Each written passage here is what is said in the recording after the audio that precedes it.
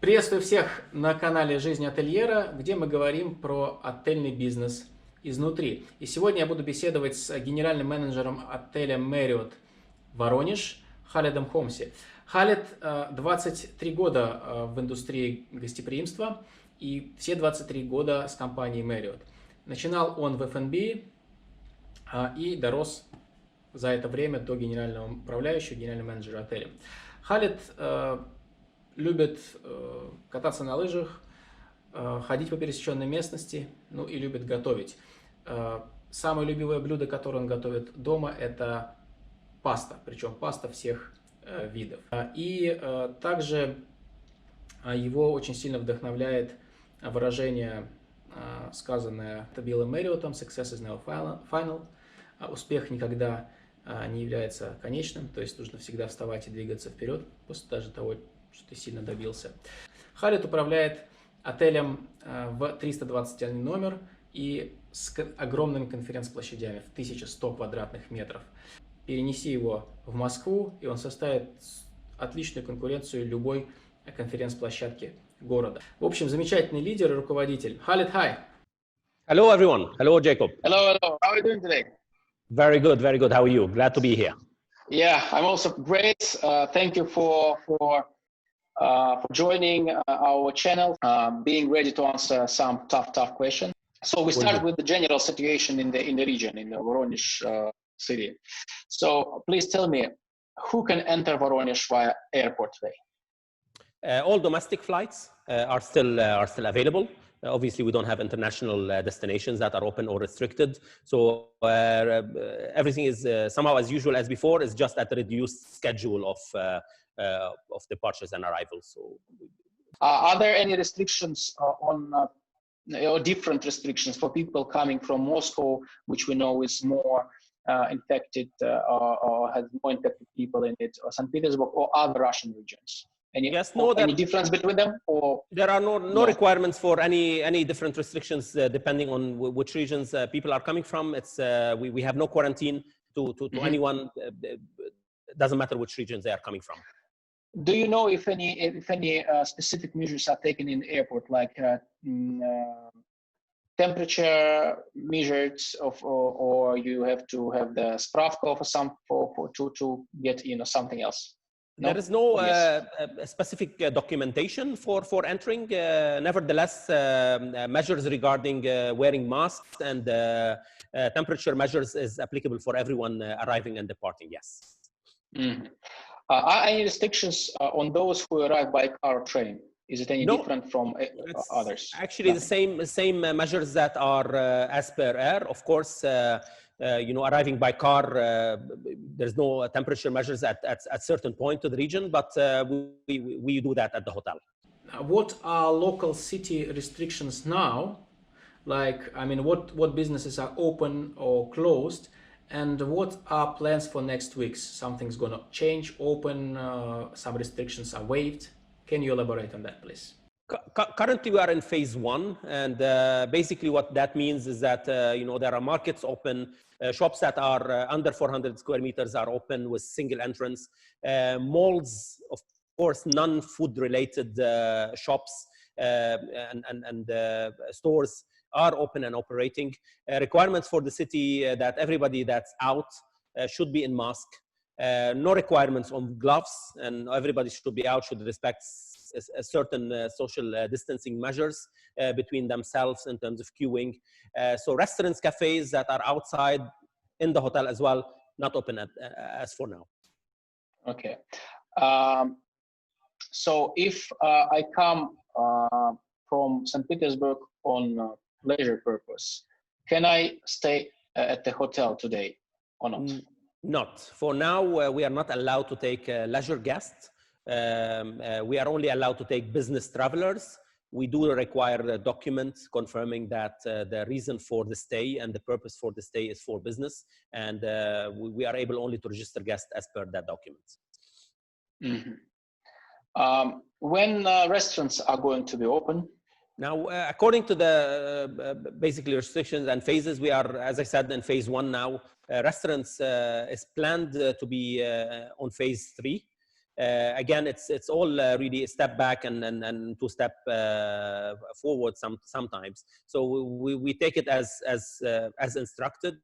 As for now, we know that there are isolation restrictions in places up until 14th of June. Nevertheless, we know as well from the same communication that would the situation become better, the easing of phase 2 could be put in place.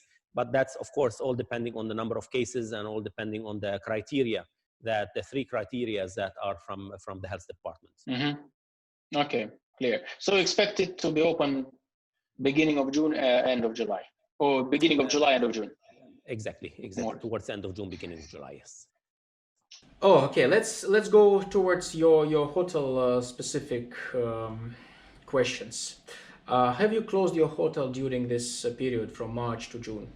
No, successfully we didn't, and we're happy to say that we didn't. We managed to keep the place open. We managed to keep everybody working. No, we remained open. Great. But yeah, so considering that and considering the restrictions we all have, and you also have in your area, which services are currently on and flying, or which services you adapted to the situation? What's working in the hotel? What guests can expect? I mean, we kept everything working that we are allowed to operate. So, for example, we have 3 outlets, with the terrace area. Of course, as per the rules now, we have restrictions on operating restaurants, not only in the hotel, outside as well. So we don't have them in operation. Nevertheless, we have the kitchen in full operation as it was before. We have the same offering that the guests would have in case they were in the restaurant. They are able still to benefit from these offerings in the rooms.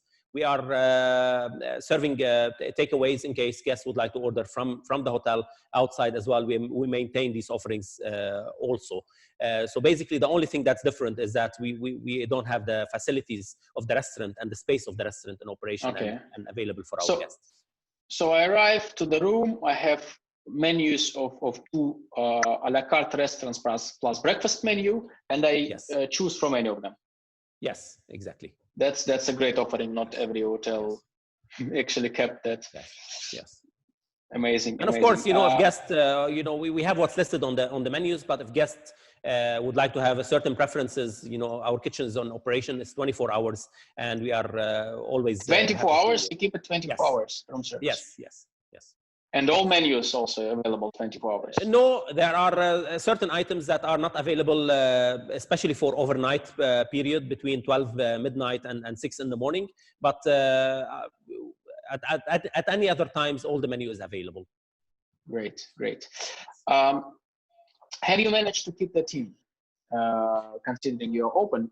And if you had layoffs, what is the percentage of layoffs? Yes, I mean, we managed to keep everyone on board.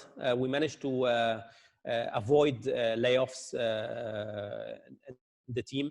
Of course, this does not come at the usual schedules for everyone. We of course, for everybody, we managed to reduce working days, working hours, working schedule, just in order to ensure that there is enough work for everybody.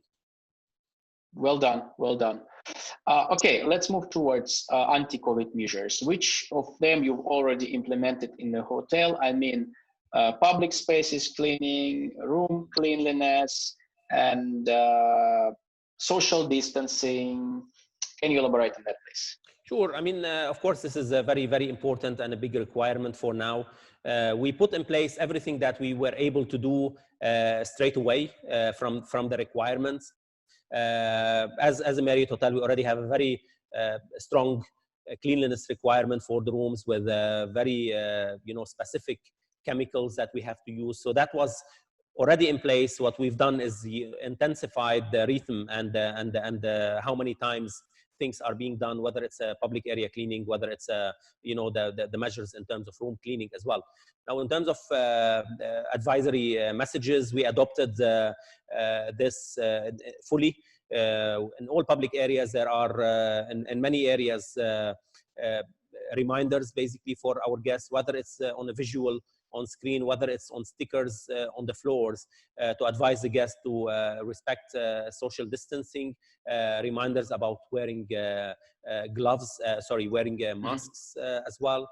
So we take it really from the arrival point for the guests, from the concierge or the security, with them really welcoming the guests, making sure that the social distancing measures are in place. They are wearing masks, wearing gloves, all the way to the front desk where there is a queue control measures in place as well.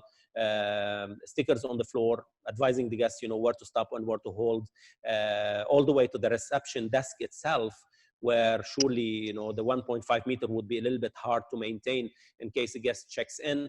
And therefore, for that purpose, we have screens on every single desk of our front office to make sure that although the distance is not itself maintained, there is a shield in between the front desk agents and the guest, where the service is still delivered, but with the safe measures. Good. And for example, for food delivery, room service, do you use disposable plates and cutlery, or using standard one? And second question, if, for example, you've changed the frequency of linen change or something like that? As part of your question, Jacob, is about the delivery of our food and which utensils. We continue to use plates and silverware that we used before. We make sure, of course, going to the base of it, that the cleaning requirement is done in the right way. The machines, in terms of dishwashing, is reaching a certain temperature, which we actually had before as a requirement from Marriott, in order to make sure that hygiene is followed properly in the hotel. So this is what we continue doing, and we make sure that it's done as much as we know to a safe standard.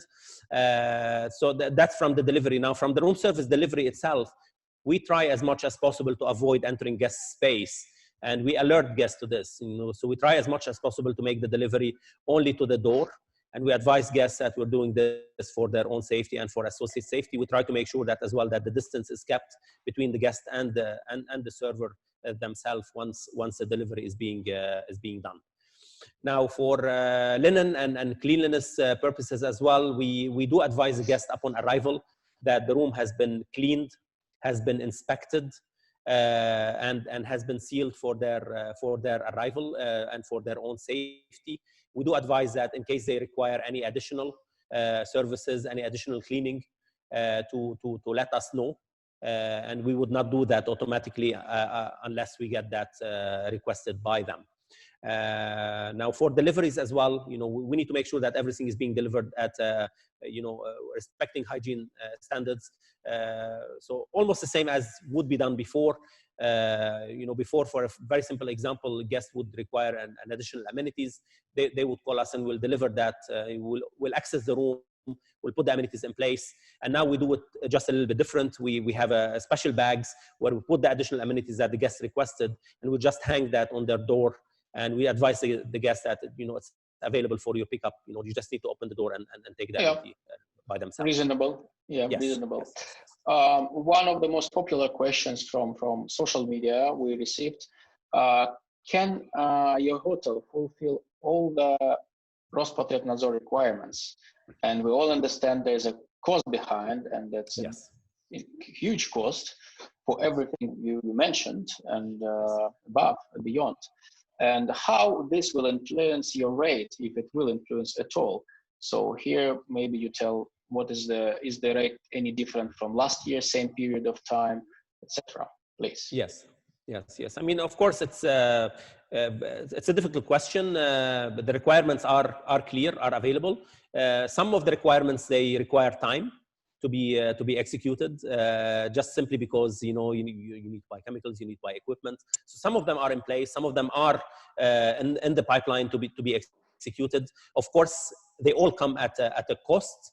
And us as a hotel, every single room is going to cost us more, is costing us currently more. We don't want, of course, and that's not going to be the strategy, that we just pass on that cost to clients, because we do understand, whether it's businesses, whether it's leisure as well, Currently, everybody is passing through difficult times. We will observe as a big proportion of this cost as a business, but yes, there will be some times and a certain cost that we will build into the rates. If we say now, and we talk about current situation, if you look at our open rates at the moment and compare them to the rates that we've had in place for January, February, and beginning of March, you will see that there are no differences. So we didn't really increase any rates as for now. Nevertheless, we've taken quite a lot of cost on our shoulders. So that's where we are with the costs. So it's gonna drop to the bottom line of the hotel most probably for all of us, because there's no demand.